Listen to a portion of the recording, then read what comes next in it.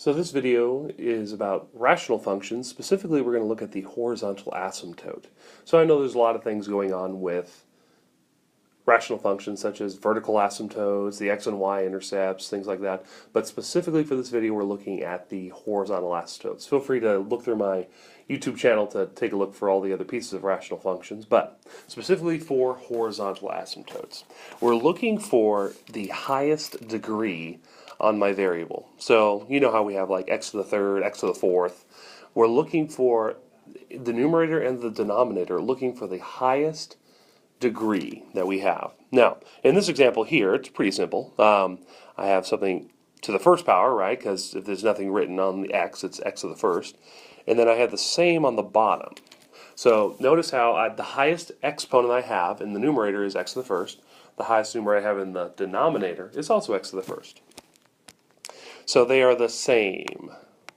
Now, if they're the same, this is what the horizontal asymptote is going to be. So horizontal asymptote, which again, why do you think it gets its name? Because it goes left to right, meaning this is where the graph will approach the asymptote, and this is the official way to say it, describe its end behavior, meaning if it were to go to negative infinity or positive infinity, what number would the graph be approaching?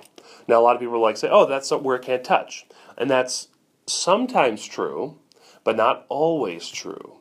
So the way that I want you guys to be thinking about it and phrasing it is, the horizontal asymptote is as x goes to negative infinity or as x goes to positive infinity, it's approaching some number. What is that number?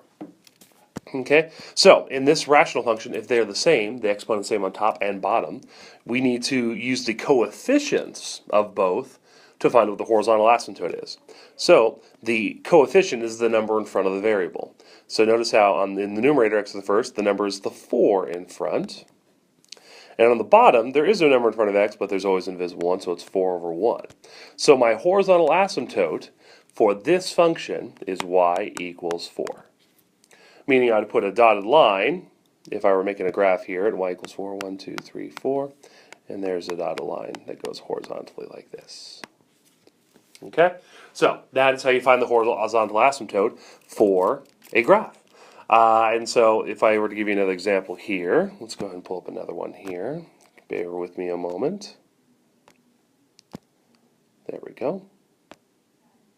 So with this function, this one's a little bit trickier. So hopefully you see, well, in order to find the horizontal asymptote, the first thing I need to do is if I were to distribute, right, if I were to distribute this 3x, so because you might say, well, the highest exponent I see is x to the first on top. But you'd be wrong, because you actually need to multiply it all together to see what the highest exponent is. Because if I did, I would actually get 3x squared minus 3x. So the highest exponent is actually a 2 up on top.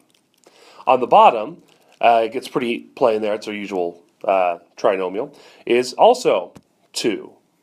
So the exponent on the top, the highest exponent on the top, is the same as the highest exponent on the bottom, meaning they are the same degree. So I need the coefficients in front. So I have a 3 here, and I have a 2 here. So my horizontal asymptote for this rational function is 3 over 2. So that is how you find the horizontal asymptote if the highest exponent in the numerator is the same exponent in the denominator, so if they're the same on both top and bottom. And so that's this video. I'll be doing other videos where it's the other scenarios. The other scenarios could be, what if there's a higher exponent on top and a lower exponent on the bottom? And what if there's a lower exponent on top and a higher exponent on the bottom? So stay tuned.